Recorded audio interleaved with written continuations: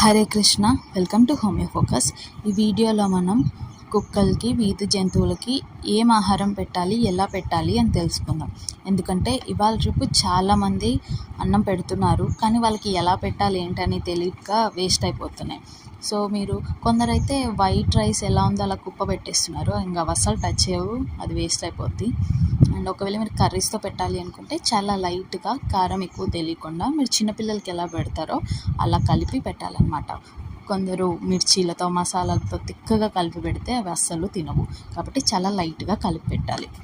కొందరు eggs feed చేయాలనుకుంటారు, అదే మీరు కొంచెం రైస్తో కలిపేసి పెట్టిన బాయిల్డ్ ఎగ్స్ని చక్కగా తింటాయి.